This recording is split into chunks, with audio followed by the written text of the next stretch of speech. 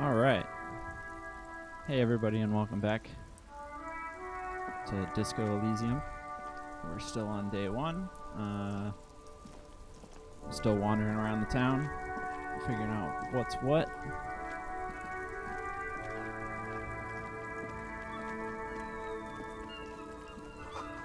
An ancient fountain. It doesn't pump water anymore. There's a tree in it. Well, that'll happen. Alright. I was at the bench. Yeah. Tire tracks leading onto the roof. The slush and rain has almost washed them off. Alright, I'm gonna go talk to this lady up here real quick before I go down, because it looks like this is a lot larger than I thought it would be.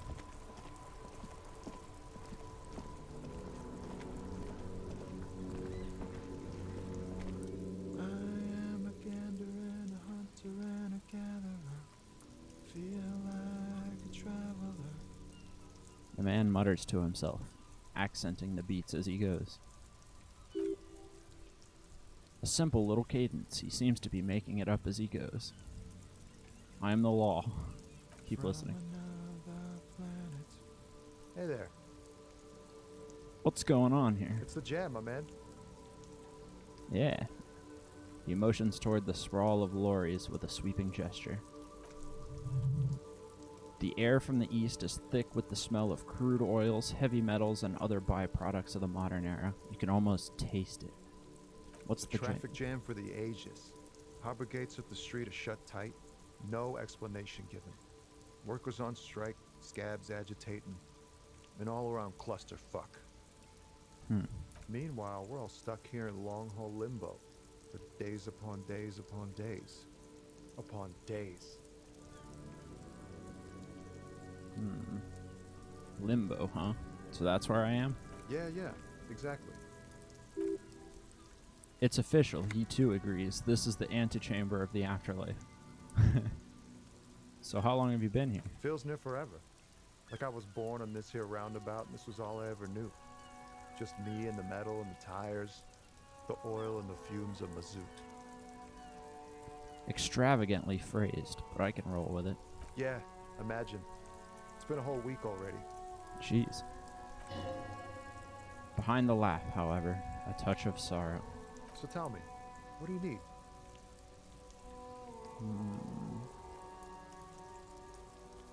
Care to spare some change? Tell me more about this strike. It's like whatever's going on over at the docks. Workers got a blockade set up, making demands, no way in or out. What's the union demanding? Some pretty wild stuff, I hear. Like a giant new power crane and half the company. I forget what exactly. Good on them, I guess. I've heard talk there's a company rep in town too, like a strike negotiator type. They'd know what's up, precise demands and so on. Ah yes, from the Wild Pines. He takes a note. We'll meet her soon enough, I'm sure. What do you think the company wants? They want to keep that money flowing in, my man. It makes a ka-ching sound. Anything else I should know? Anything else, he thinks. Yeah, this ain't really my area of expertise. I just do my job and get paid. I have things to do and places to be. All of us do. All of who? Us lorry drivers. Camionneurs. Camionneurs. A few still hang around here waiting for this mess to end. Most have scurried off somewhere to get drunk or high or laid. He smiles awkwardly. Not that I blame him, really. Not you? Not my thing. Chasing transient pleasures is a drag these days. I prefer the examine life now. Thinking, reflecting, observing. Glances down the road toward the horizon. A glint of something in his eyes.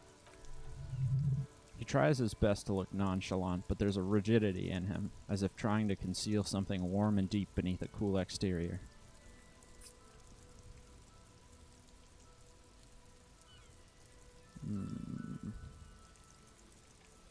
Do you know anything about the dead man, the one hanging behind the hostel there? He ain't one of us drivers. I know that. All accounted for. Otherwise, I haven't really asked about that. Been wasting time right here. Keep him busy. It's easy to see he's telling the truth. He's kept his nose out of the dark stuff. Busy with what? Analyzing the fundamental structural and psychological conditions of being stranded in the midst of a sea of motor lorries and their sad, despondent chauffeurs. And your conclusion? A sense of surprise there ain't more bodies hanging from more trees. What are you hauling anyway? Oh, high-grade narcotics, illegal firearms, stuff like that. Wicked. I've always wanted a friend in the underworld. I know, I'm joking, my man. He grins. Fallen runs a nice, clean business. This haul of cargo is mostly sporting goods. You know, tracksuits and that kind of thing. They usually get shipped to Grad and the Occident. Though we've been making headway in the Lilmarin market lately. Could I get one of those fallen tracksuits you're hauling? That's your machine behind you? This rockin' beauty? He points at the lorry with his thumb. Sure is, like a rash you can't get rid of. You interested in heavy-duty cargo machinery? Motor lorry, also called a camion on Caillou and neighboring islands. This one looks roughed up enough to be some sort of fallen rust bucket. Maybe the A6? That a fallen A6 you got there? Good eye, my man. Yep, she's an old one, but reliable. He gives the side of the lorry a friendly knock. Me and her spent a long time together. There it is again, a little touch of sadness beneath his cool. He thinks he spent too long in this lorry. So nothing illegal then? Not unless they've illegalized sports equipment while I was on the road. Could I get one of those fallen tracksuits you're hauling? We're pals and all, but I can't just freely hand out the merchandise. The bosses won't be too happy. Right. I had another question. I'm going to try this empathy check. What do you see in his eyes?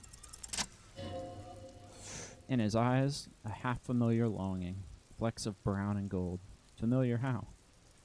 It's hard to say. His gaze wanders southwest down the street that goes beyond the horizon. What's in the southwest? Excuse me? He emerges from the reverie. A flinch jolts his frame. The question has touched a nerve. Hell, I get longing. I've felt something similar since I woke up. Man, he sighs, I don't know what to say. Not much anyone can do. There's no helping an absence, you know. I miss my family.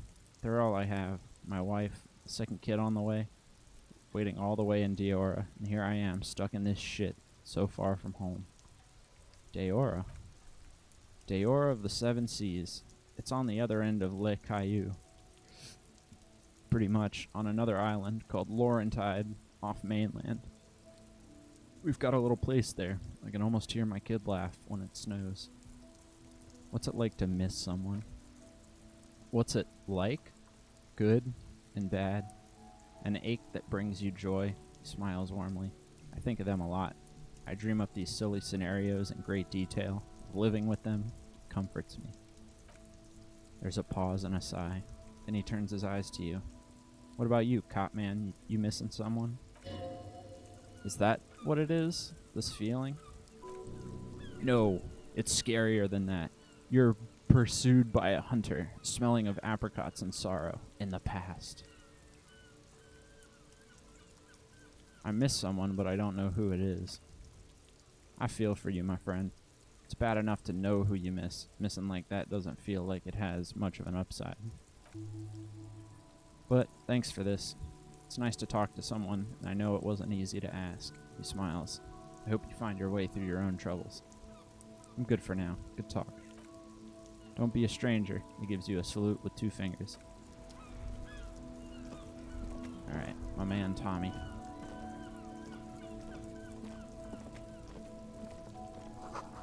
Goods from the lorry haphazardly litter the surroundings.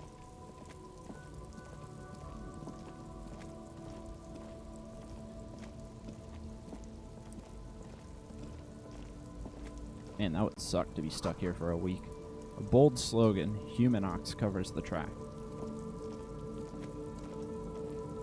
Is this a grave? Horseback monument. Okay, it's just a plaque. That is really cool, though.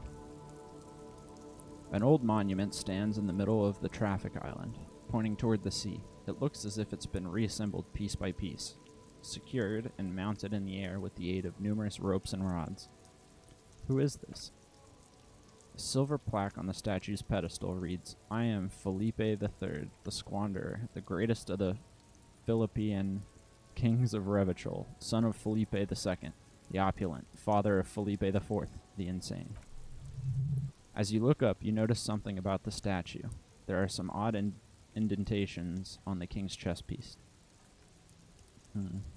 What indentations? What do I see? Something with great kinetic energy seems to have impacted the cuirass around where the heart is. A bullet?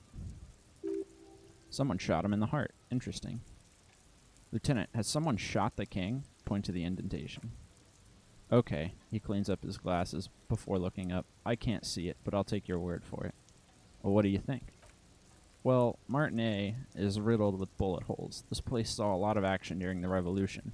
The statue is recently renovated, so maybe a joke, target practice, or a political statement.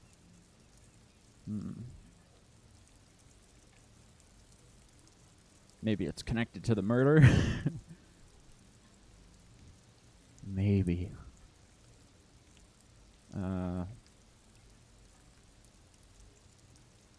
It's probably a practical joke. Why not? He shrugs. What this shows us is guns aren't too uncommon here, and people still shoot them. Sometimes at kings. He takes a note in his notebook. The king stands high above you, surveying the bay, mute and indifferent to your sightings. What did this king do? Even by the standards of Philippian kings, old sumptuous Felipe was known for his profligacy. In what way? Well, he blew through the whole national treasury, starting the decline of one of the penultimate century's greatest superpowers, the suzerain of Revachol. His own maladministration foreshadowed the fall of the monarchy during the anticentennial revolution, an end to his family line and the monarchy on the Insulindian Isla. How did he manage to blow through the entire national treasury? Stories have it that he had his bedroom converted into a treasure chamber where he stored unfathomable wealth. Krugerrands, bars of gold, ornate weaponry, armor, and various chalices. He called it the Sol Arum. It was obscene. There were whispers he slept on a huge pile of gold-dipped feathers like some obese dragon, instead of a bed like a normal person. The man certainly knew how to live. Thanks, necktie.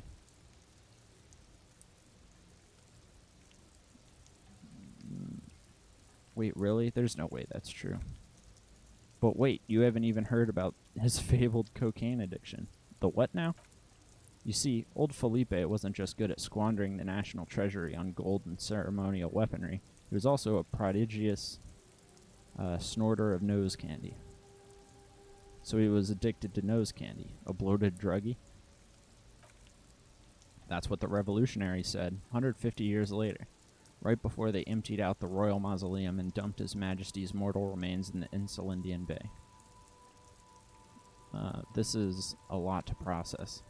His Majesty's courtiers said it helped him connect with the higher realms. Okay, where is he buried now? Beneath the cold waters of the Insulindian Bay, thrown there by the revolutionaries after they cleaned out the royal mausoleum. What happened to the statue? Breakthrough imminent. The original was blown apart by communards, then further damaged during the landing of the coalition's airships during the turn-of-the-century revolution, when Martinet was leveled. Most historians think the coalition's hasty landing may have ultimately saved the statue.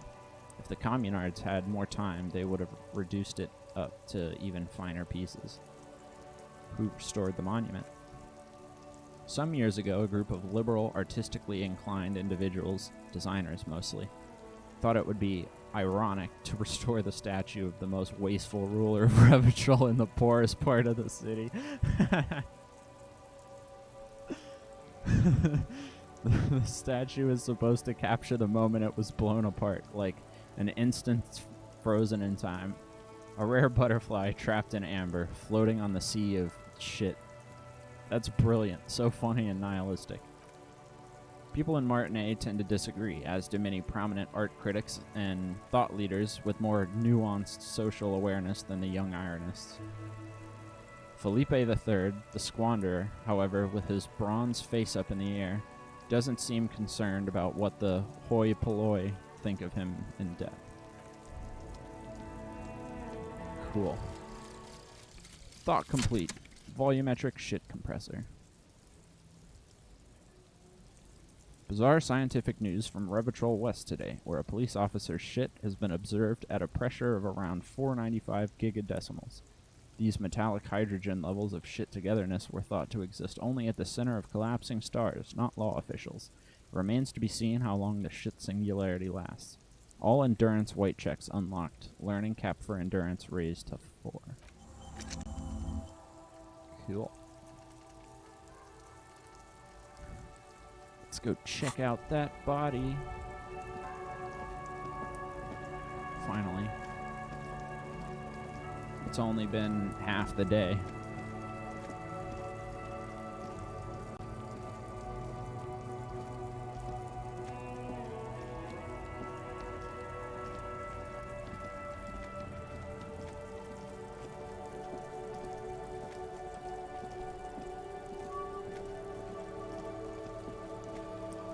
I like this ambient music.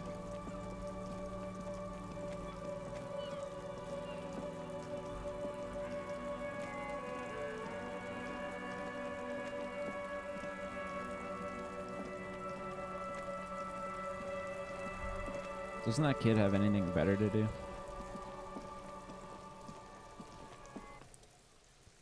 There he still is, looking right through you with his wide eyes. The body below is entirely dedicated to that corpse smell. Emitting it is all it does now. Let go of your nose without throwing up. Yeah. As you breathe in, the odor comes over you. It's a spell of the mind telling you to run, and your stomach to wring itself empty. With your hands at your sides and your eyes squinting, you stand in it. Do they always do that? They do after 7 days. Yes, we're deep in decomposition here. Step closer. The man before you is naked, but for a pair of underpants and enameled boots. His skin is greenish, marbled with decaying veins and blotched by lividity. A fading web of tattoos covers his chest and shoulders. The cargo belt used to fasten him to the branch above appears industrial in strength. True. Looks like it's about to fall off. Inspect the boots. The material appears to be ceramic. Its clean white stands in stark contrast to the decaying flesh above the knee. The man wore thick polymer socks, probably for padding. A fine array of interlocking plates covers them. Delicate and fragile, they feel alien to the world around you, out of place somehow. They are kind of weird, aren't they? These are clearly not boots, they're armor, possibly part of a larger set. These aren't just boots, are they? This is the armor he was stripped of. Indeed, with his notebook under his arm, the lieutenant crouches to inspect the soles. Technically speaking, these are sabatons, not boots. What kind of armor is this exactly? Ceramic plate, zirconium dioxide, most likely. This is where the make would be. Where? Under the heel. Fairweather. He turns the boot slightly. Fairweather model T500/VE. I'm guessing that's Virtuous enamel. This is advanced stuff. Where's the rest of it? Scavenged by the locals?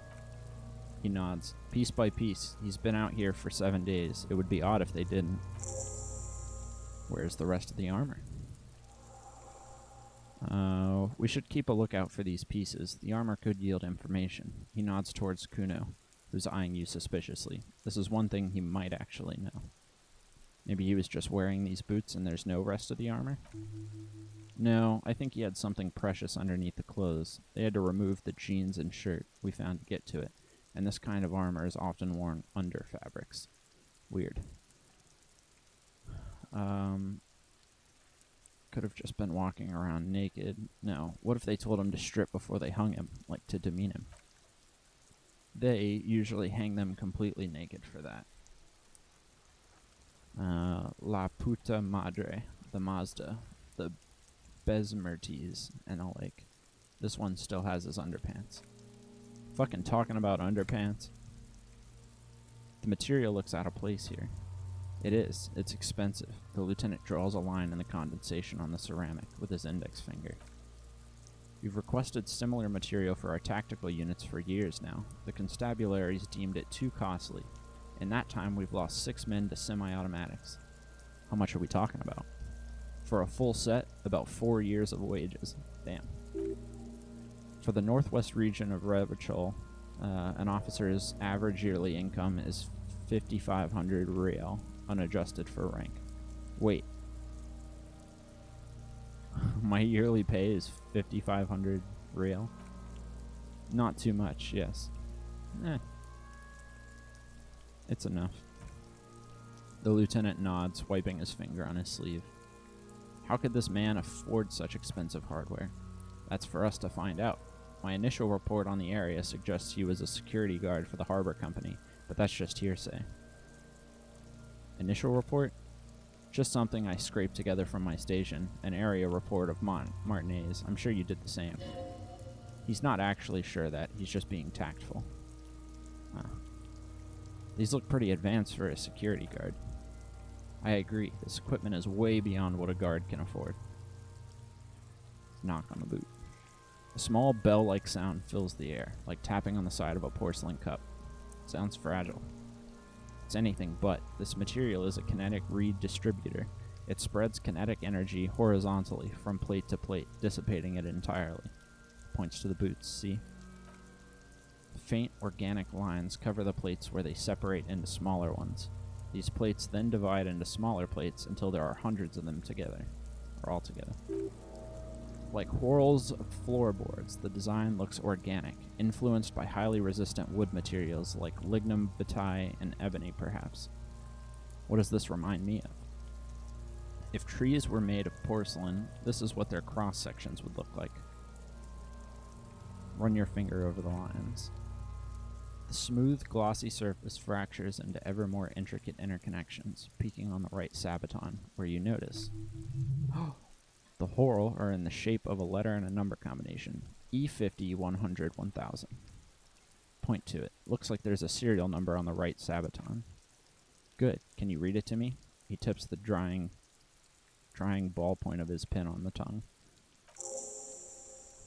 We have a make and a number. That's something. We can use the radio in my Kanema when we're done. Either station can chase it for us. Do I pull the boot off? This feels dangerous, are you sure? Should I listen to my Inland Empire? Better not even try. Yeah. Back off and look at the corpse. The cadaver slowly twists on the cargo belt, his torso covered in tattoos and extremities blotched pink and blue. Let's inspect the belt. The hangman's knot is pulled tight by the weight of the corpse below. Yellow, hard-edged polyester cuts into his neck. Above, a sliding buckle ties the belt to the branch. It's like a safety harness. This is a steel-reinforced cargo lashing belt. Big brother of the regular cargo belt. It's used for tying cargo under 6-rotor airships. Don't ask me how I know, but this is a lashing belt used for airlifting cargo. Airlifting? I thought it was used on lorries, for strapping cargo to them.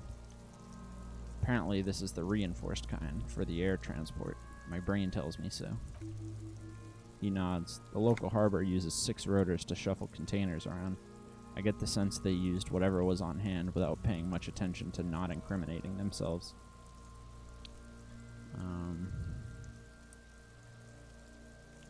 We're assuming dock workers from the harbor did it. I'm still approaching this as a lynching, yes, motivated by the ongoing strike. He politically raises an eyebrow. You?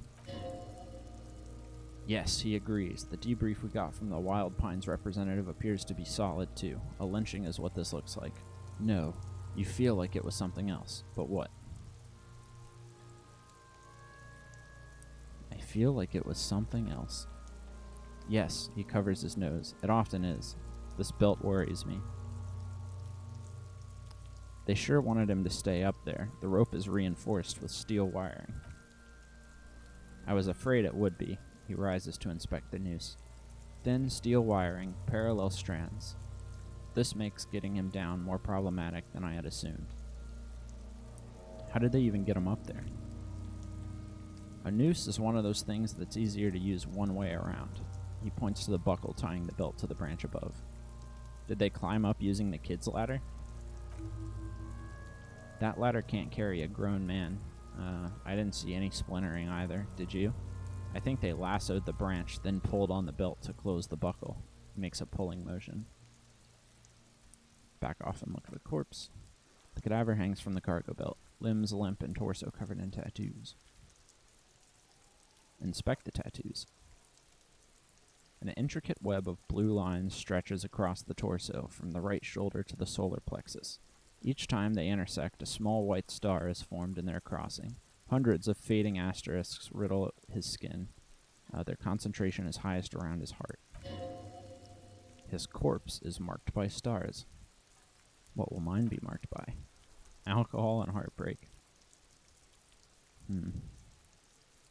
Is this a map of the night sky? A map of the stars? He turns around to breathe before inspecting it closer. I do see some similarities to astronomical charts. Great century Messinian, maybe. But this seems more particular, customized somehow. As if someone left out most of the night sky, filtering it through personal choice. The principle of this filter remains unknown to you. The thought dissipates and you feel as though you are only half right. I'm missing something here. So am I. A sudden ringing fills the air as the lieutenant pulls down on the zipper of his orange jacket. He wears a wide leather belt around his waist and a gun holster under his arms. He takes a thin piece of milled aluminum from his coat pocket and pulls it open. Sounds like a sword being unsheathed. A small lens appears, some sort of camera. Let the lieutenant work. Shit, Kuno, what the fuck is that? An instant color camera. He produces two metal-capped ampoules and clicks them into place on the side of the apparatus. A thin slot shines there. I only have two ampoules, so nobody move. I don't want to waste one. He points the camera at the corpse, peering into it. The lens needs adjusting. Then... Whoa. A sound, a shrill flash, followed by the breaking of small ampoule of glass. You see streams of color pour onto the thick, glossy piece of paper rolling out.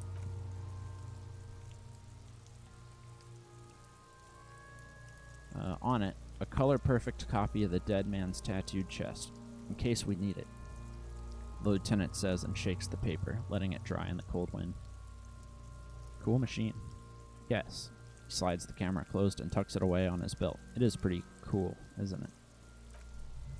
There's only one ampoule left. Use it wisely. What do we need this photo for? Contains insight into the victim's person. By his build, I'd say this was a man of physical violence.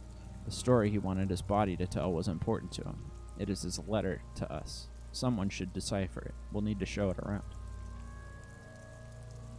Can I have it? I should look at it later without the corpse smell. Sure, just don't lose it. He hands you the piece of rolled up photo paper. It's no larger than a pack of cigarettes. The glassy-eyed corpse looks by, his mouth mute and his skin as colorful as the chemical rainbow on photo paper, teeming with opportunistic organisms. I love how the description of him changes each time I look at him. Look him in the eye. His eyes are milky white and blind to the world, protruding comically from their sockets. There is no one home, just subaquatic terrors there. Dark brown hair grows on his head. His face is ready to explode from the organic processes inside. The death's head grin has passed. What remains is an unrecognizable mess. Underneath the curdled meat, there is an expression, not carried on his features, but below, inside, an expression of pleasure. This man was experiencing joy at the moment of his death. Tell me, who are you, dead man? I am gone. Where have you gone? Into the wild pale yonder. Where is that? In the past, way out in the west. I can't get the damn compartment in my ledger open. The blue heart? Oh, that's good shit. You'll love it. Just press down and fuck it open like you always do. Fuck it hard, Capopo the clown. He means force. It'll work. I can see you're gone, but who are you? I'm a joke. Look at me. There's nothing funny about you.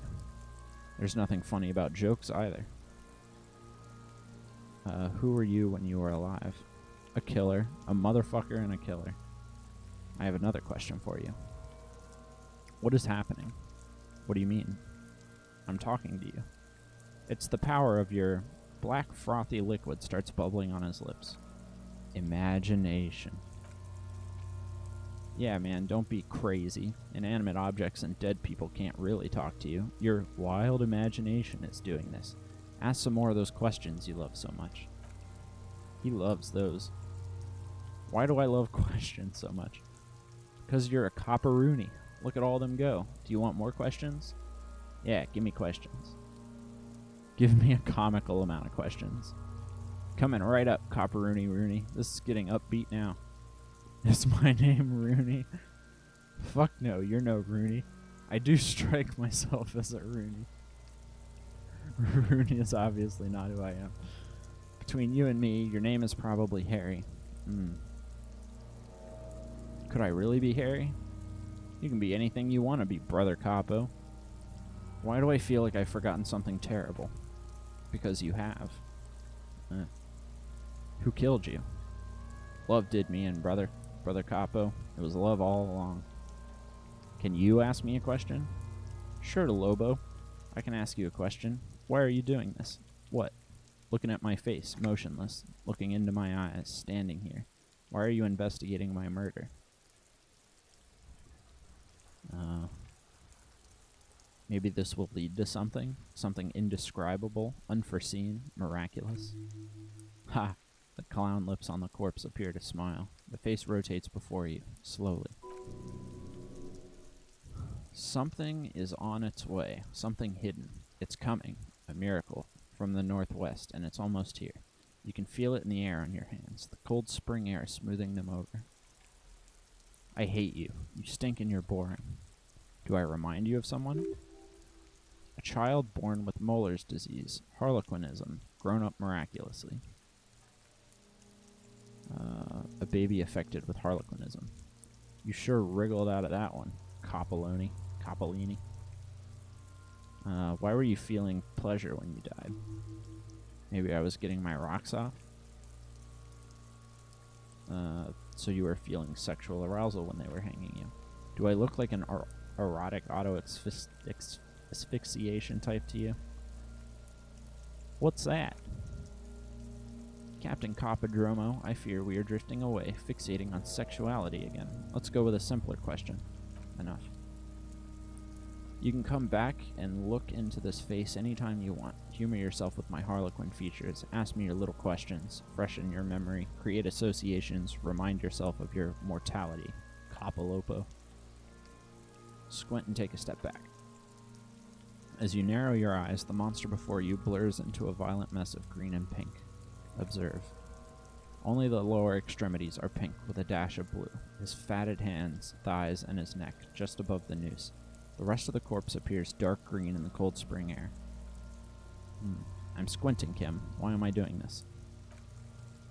How should I know why you're squinting, officer?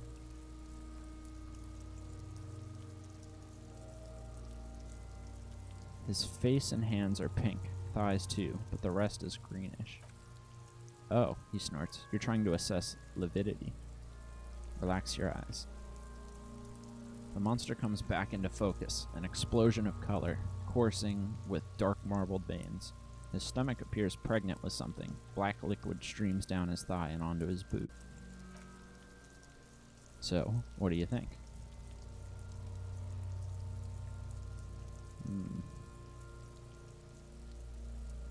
Something is coming out of him. The pool of blood and feces has eaten into the frozen mud below the man's feet. Purge liquid is dripping into it, drop by drop. The victim appears to have contained no more than half a kilogram of digestion at the time of death. The fuck he saying? Be talking about shit. Maybe we got lucky. Did we? I don't feel lucky. I don't know what to think. What do you think? I think he was upright immediately after death. Blood is gathered in his hands and feet and his neck. He points to his fatted chin. The noose acted like a tourniquet, keeping the blood in his head. The hypostasis here is in tune with a hanging. That's what I think. Yep, seems like a lynching to me. Everything here seems to corroborate that assumption. But we should still get him down before assigning a probable cause of death. Alright, back up and catch your breath. But there's no breath to catch, only the cadaver filling the air in your nostrils. He slowly rotates before you, decomposing. So how do we get him down? He stops to think, then checks his notes. Are you sure we've finished the preliminary examination of the cadaver? We might miss some of the things once he's down. Step back and have another look first. I have something I need to know, corpse man. Alright, I've already asked everything.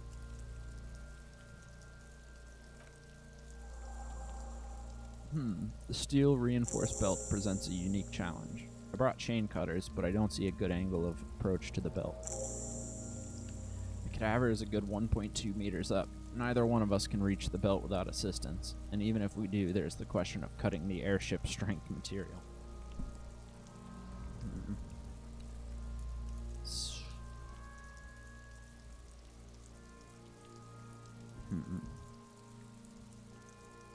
We could saw the branch. Climb up there and saw the branch? Yeah, it seems dangerous. There has to be a less risky way, with less falling down off the trees. Maybe we could shoot him down? Yeah, the enthusiasm is unrestrained. Bang bang time, pigs! Shoot his head off. The lieutenant remains unaffected. How? I don't know, just, shoot up there maybe? Shoot the belt, the bullet will break it. It absolutely will not, officer. That's not how physics work. It will maybe cut one thread loose. Yeah, now we're talking. Entertain Kuno with some shit. They'll miss. The pigs will miss Kuno. Actually don't. It has bad idea written all over it. But what else can we do?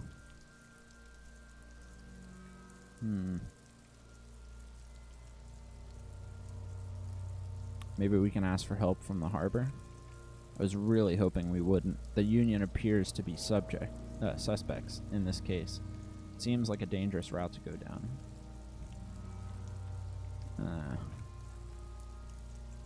What other options? The corpse twists on the belt like a chicken on a skewer. Can someone else do it? Someone else? You mean like the police? You have a point there. Sadly, yes, the whole RCM is out there right now doing the exact same thing we are. Are we in a rush to help them? Not with this on our hands. He covers his nose. I know it's hard, but I assure you, the others won't come to help us, and we have a growing sanitary concern here. We need to get him down, fast.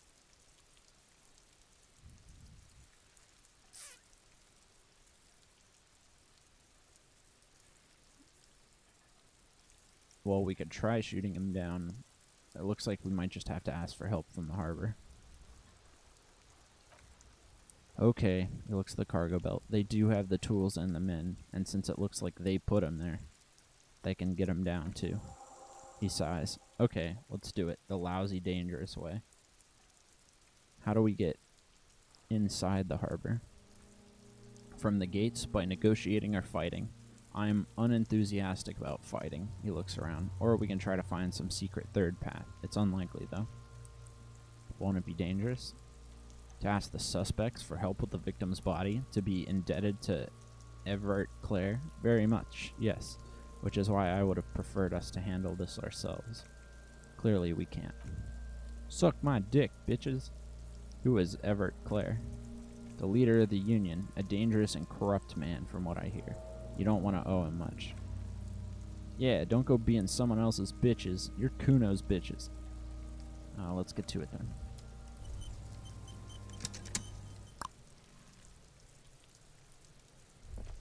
All right.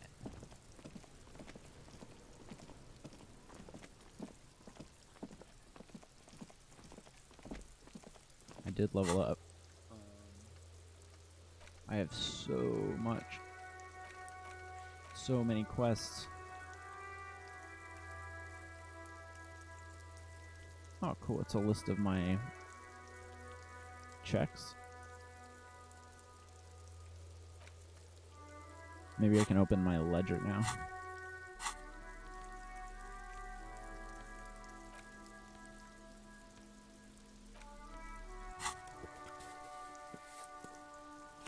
Open the hidden compartment. Try it again. Just relax. The two sides of the board are slightly misaligned, like a drawer that's come off the sides. All you need to do is bend the plastic on your knee slowly. The slides snap back into place. It should be possible to just, slide the drawer open. Without resistance or sound, the two panels move against each other. The compartment is now open. What's inside? 2 ticket stubs and a handmade postcard.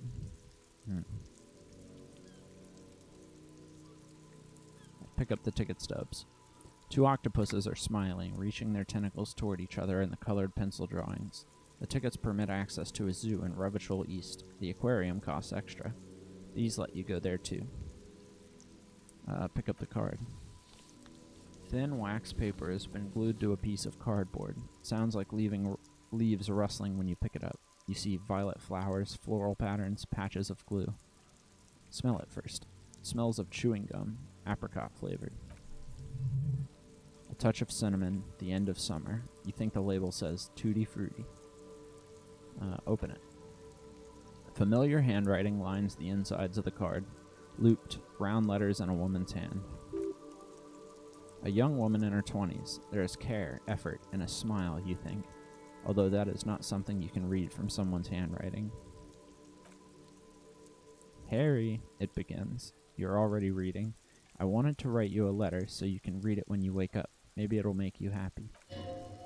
Throw it away, please. Keep reading. Your hand shakes, holding the card. Every morning when I step out and you're asleep behind me, it says, I find a little piece of sadness in me. I carry it in my chest down Voyager Road. Every step I take, it grows. By the time I reach the fuel station, it has filled me entirely. I step on the light rail and look back. Sparks fall from the bow collector. I know it will be like this until late afternoon when I got off the 49 and walk back to you. Keep reading. You. Every step I take will get lighter. It almost makes me run. Sometimes I do. I can't believe I met you. I can't believe the happiness I feel with you. You have a vast, vast soul, and I will always, always, always come back to it. Kisses, kisses, kisses. You feel the air sucked out of your lungs and the blood sucked out of your head. Everything around you gets dark. Small white dots appear. You feel the ledger slip from your hand. No, hold on. Hold on. To what? There's nothing. Detective, is everything all right?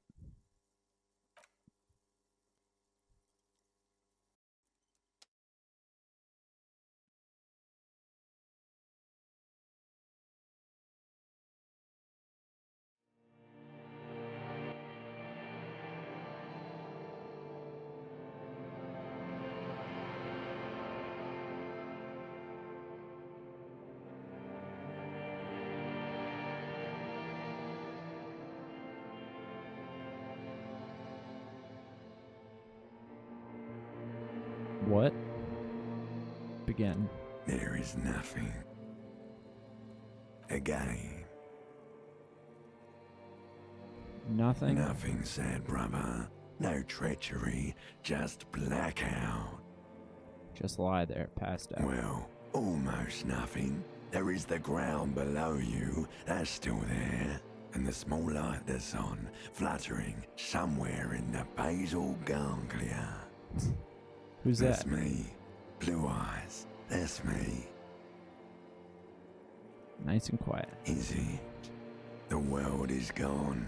You're no longer reacting to outward stimuli, yet still.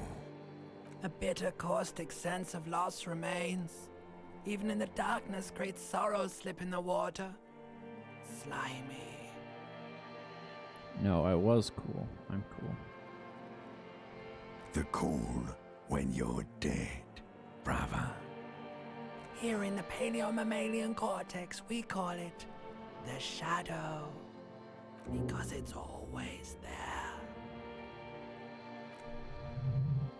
Tell him. Ah, yes, and in the olfactory system, they call it the apricot chewing gum scented one. It's unhealthy of them to linger on it so, but as they say, what do you do? What did it smell like? It smelled nice. It didn't smell nice. It smelled like betrayal. Was that the X something? The Bloated corpse of the past resurfacing. No, it was beautiful. Beautiful. Believe me, stupid ape, its lack of beauty was not the problem. Where is Voyager Road? There is no Voyager Road. There are no roads, no houses, no lights in the windows. It's all on pause. Weird. Enough. Just lie there, motionless. You think they would let you? Until you disintegrate into biomolecules? No. Someone is breathing on your face now, inspecting your pupils, stupid idiot. What is that? It's cold. Yes, they're pouring something on you, something in you, and It's delicious. Glowing lights on a dashboard emerge out of nothingness. Where am I?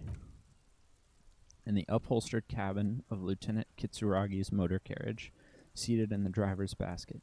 The air is thick with leatherworks and heavy fuel oil. Cold water runs down your chin. Drink water. The lieutenant is extending a small canister to your mouth. Drink. The water is cold, silvery, the stuff of life itself. As it pours down your parched throat, the pounding in your head recedes. The darkness parts. Drink. He tilts the canister. You haven't drunk water in 2 days. Did you know the human body is not made to survive on alcohol alone? You need a secondary form of hydration. With greedy gulps, you down half a liter of cold water. Some of it spills on the driver's seat. The lieutenant pays no heed to it. What happened?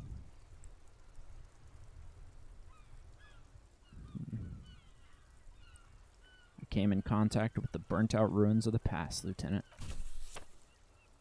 That does sometimes happen. He hands you the remains of your ledger. Ledger of failure and hatred. You drop this. Are you okay to perceive? Just nod. Good. The Ledger of Failure and Hatred is a special item that can be used both as an interactable tool and as a tool equipped in your hand for skill bonuses. Find it under the tools section in your inventory. Right on. What does it give me? +1 to Inland Empire and Empathy. That's pretty good.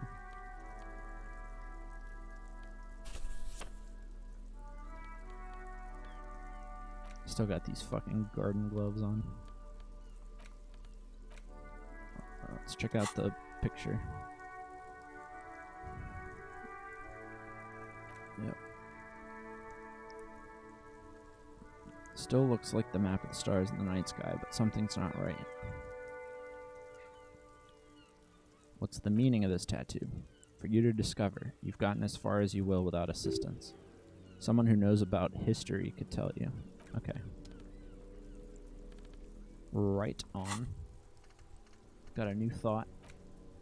You see yourself from above. You're passed out on the blue tiles of the hostel room floor. Even from this distance, you can see your eyelids flutter at the mention of what? A great white object, letting out its sweet smell, like a lily of the valley. The little man's forgotten its name, but he still remembers the feeling. And look, he moves. The feeling reanimates him. He instinctively reaches out for the feeling's best friend, a bottle of Commodore Red. He puts on his disco clothes and gets smaller and smaller.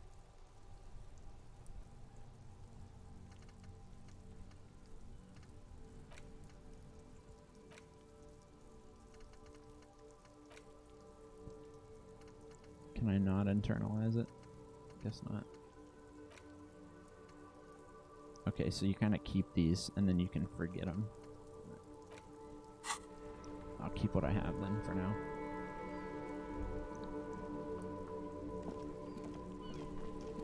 Alright, where to? I guess I need to go to the harbor, so go over to the right.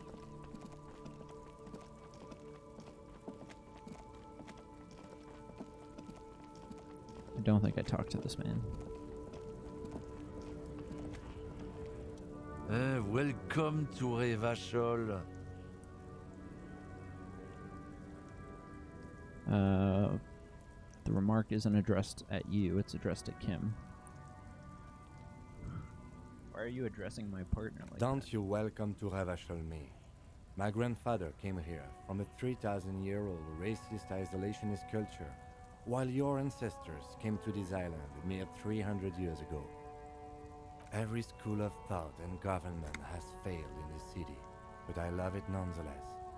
It belongs to me as much as it belongs to you. It's men like you who keep Revachol divided, making it that much harder for everyone to climb out of this post-war limbo. So we are in a Oh, limbo. come on, man. I just said welcome to Revachol. It's a lorry driver thing. I know exactly what you meant. You think my kind doesn't belong here, that I should watch myself and behave. But you see, I'm an officer of the RCN. It's actually my job to make sure you behave. I would advise you to remember that. Silence. The air between them becomes tense. Your partner needs backup. Now's your moment to shine.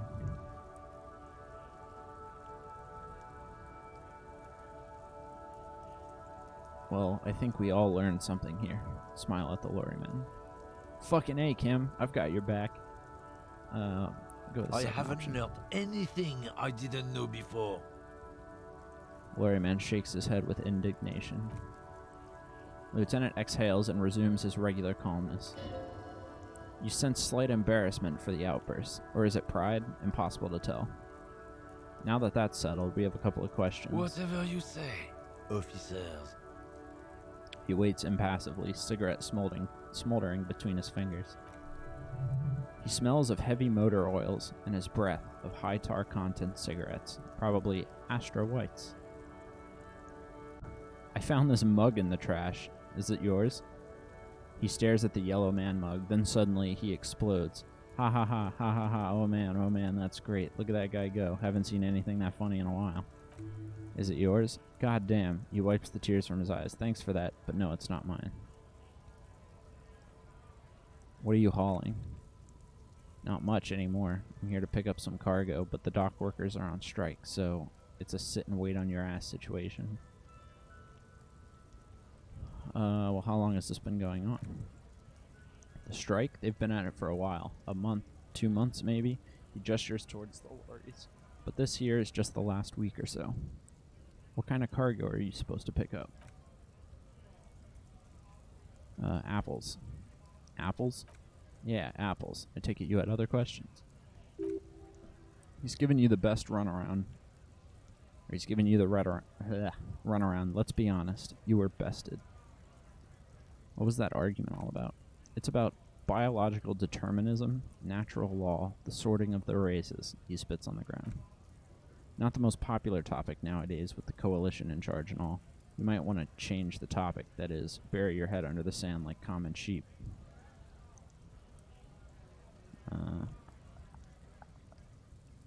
Oh, so you're just a racist. Makes sense. To be honest, I can't really remember what that means. I don't really want to have him explain it.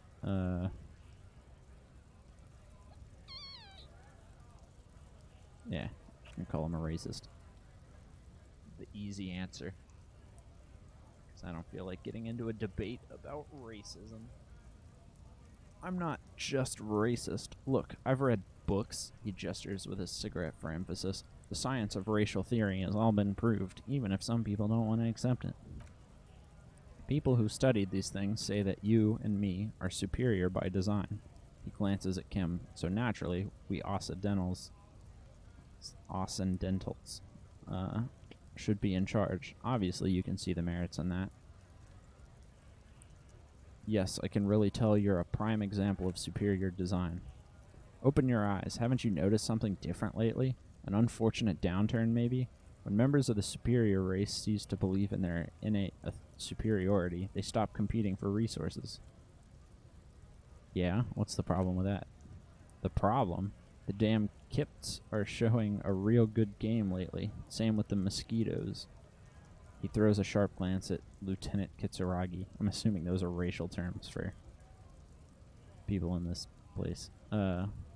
Throws a sharp glance at Lieutenant Kitsuragi and the other intruder species too. They're on the precipice of cultural victory. What? Wait, what's this cultural victory?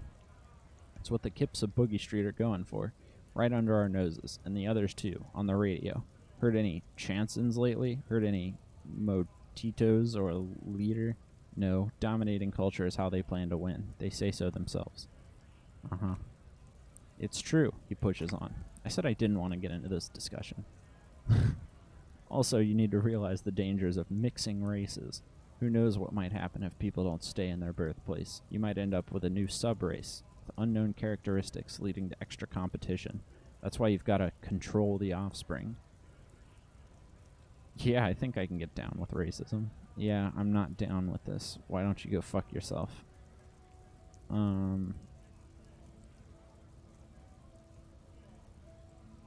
Okay, sure, whatever. I'd really rather talk about something else. Go right ahead. The man scratches his heavy-set stomach. You may be a cop, but that won't help you avoid the calamity to come. Lieutenant Kitsuragi's stern expression remains unchanged, but you sense something there, below. Not a lot of moral fiber on this one yet, he thinks, wriggled out of it.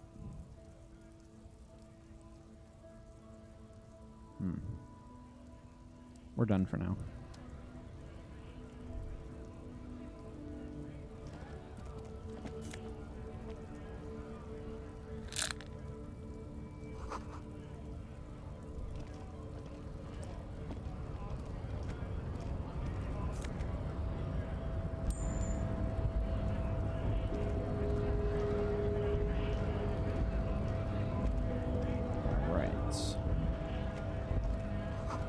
The lorries probably stored fuel here. Now they store booze. Alright, let's talk to this man. Bastards! We have a right to work!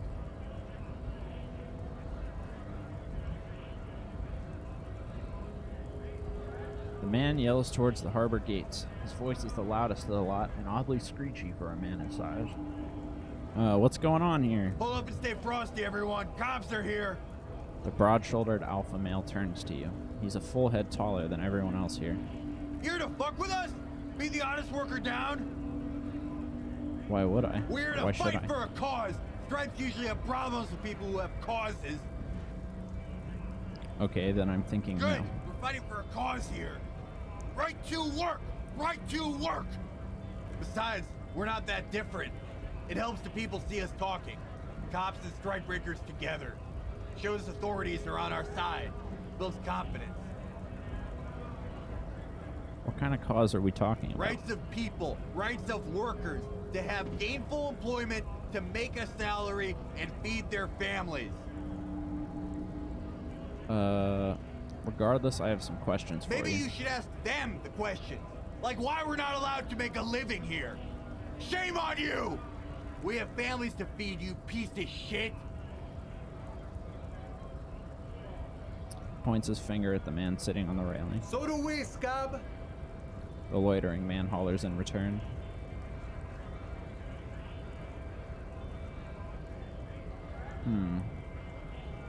What exactly is your goal here?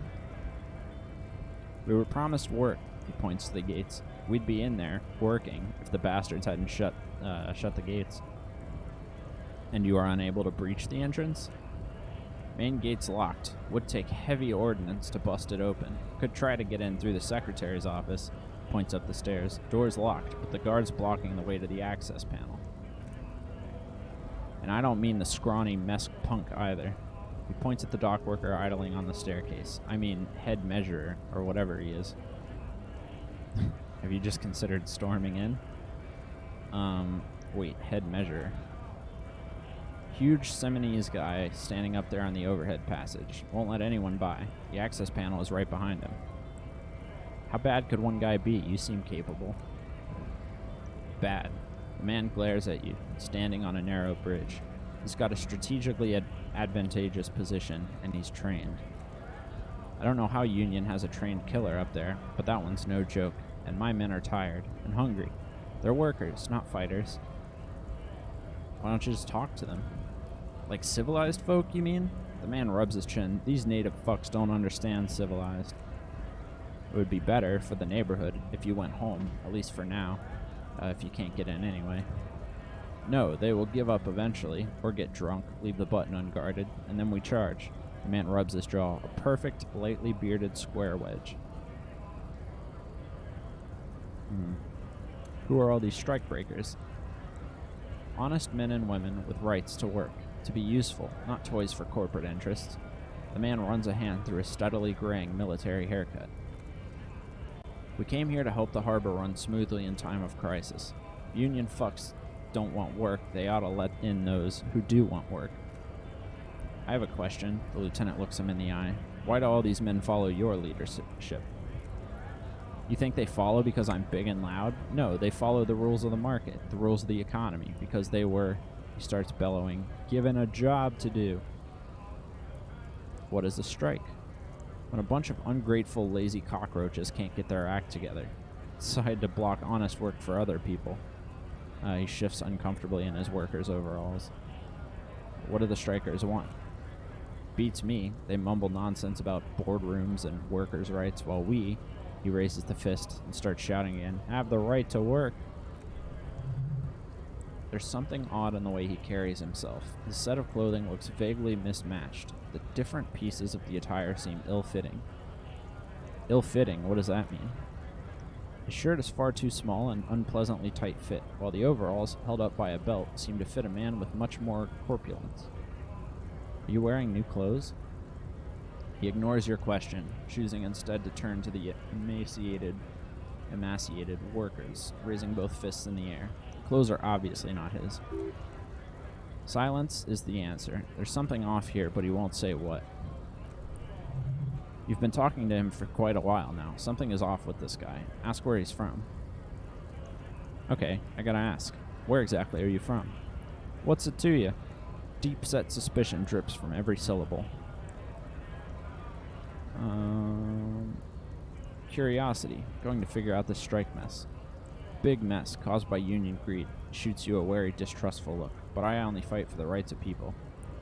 Already got that. I'm interested in your background. We're all workers, right? Workers stick together. Came from the eminent domain in Jamrock. Backgrounds and odd jobs, heavy lifting, cargo hauling, bouncer work. I know the drill.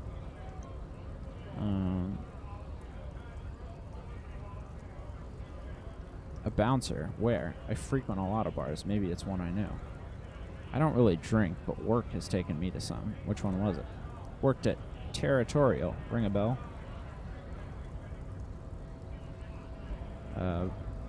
I have never heard of it.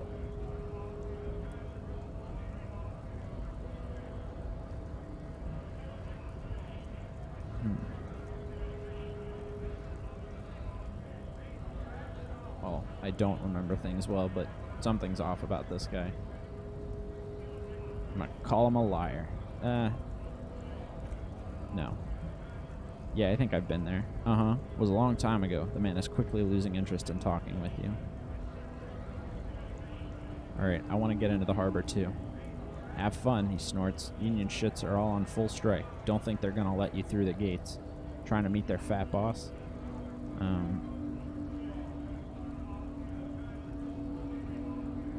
I'm interviewing people about a murder that took place here, behind the hostel cafeteria there. I know nothing about a murder. His reply is snappy and terse. The mention of a killing sends a barely noticeable shiver of tenseness through him. Interesting. Why so tense? What are you talking about? I'm not tense. Yes, he's tense. Right to work. He again shakes his large fist, then turns back to you. Shameful cops doing nothing. You should bring backup. Open the gates for us. Blockading gainful employment for workers is a crime. This really isn't my area of expertise. We're not picking a side in this just yet, sir. Pity. He turns around and bellows at the gates. Let us work. Alright, I'm gonna leave now.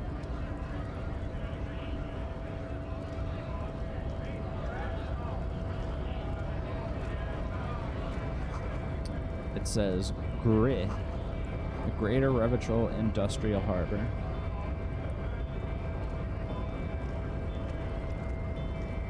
Scab?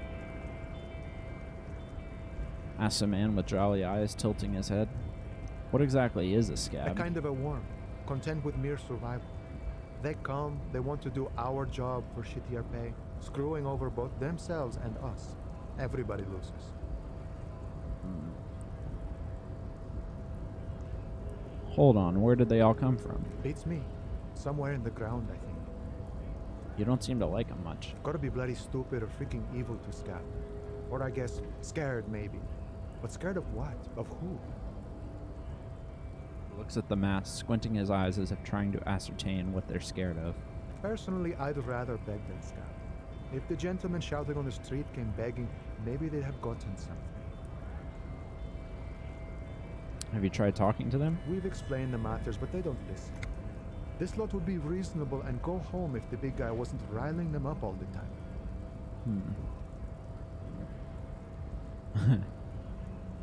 I'm not a scab, I'm a cop. I was just messing with you. No one's ever seen a cop Scab. Imagine, you cops going on a strike, but then another cop comes in and says, let us cop for less money. Speaking of, what brings the RCM here, to the wild north? Come to see the strife? I'm short on money. Can you give me some? I've come to Martinet investigating a murder. Murder, huh? That sounds like a lot of hard work. You'd never see me investigating a murder.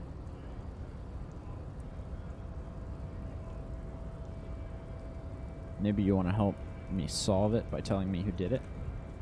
Of course, Policia. He gives you a sly smile. It wasn't me. You can roll me out. Easier that way. He didn't do it. It's the truth. I'm looking for assistance with a dead body situation.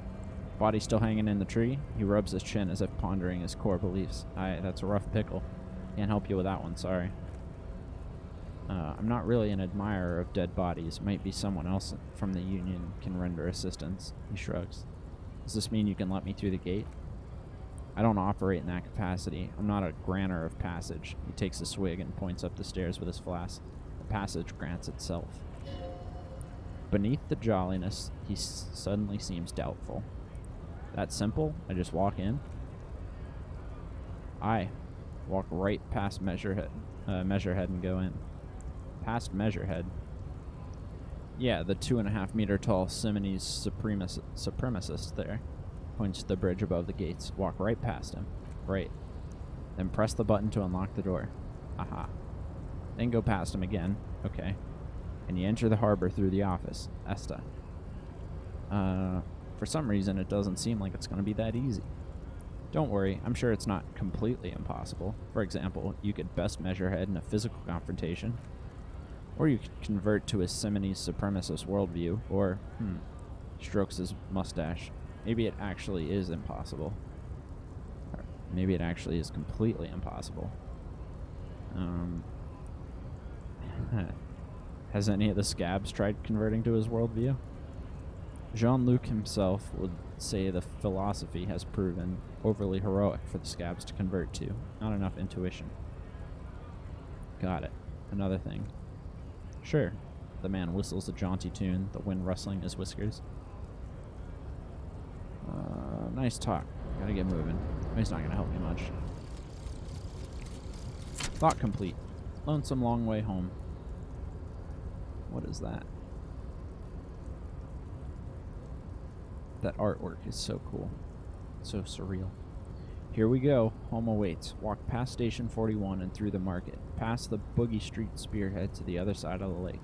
The frozen eye at the center of the district. then past the video rental store on the corner. There, at the end of the street lined with pine trees, a small house, no larger than a matchbox. 11 Voyager Road. You no longer live there. Those times are gone, and so are those people. Why did you come here? Why are you still here? And where's the dealer? You have to get back to work. That's all you have now. Learning cap for perception raised to 5, and speed gives 1 psi. Cool. Unlock a new slot to research the thought. How do I unlock it? Spend 1 skill point to unlock a new slot. Okay. Probably should, right?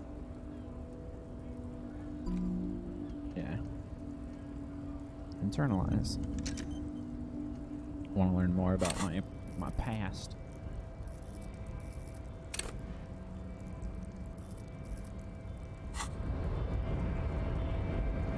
Cool. Alright, looks like I can talk to this guy up here.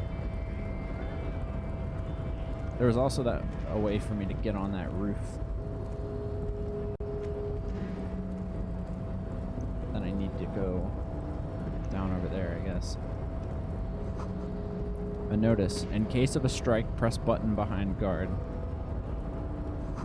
A hermetically sealed door, locked by electronic means. There's no lockpicking or door kicking this one. Okay.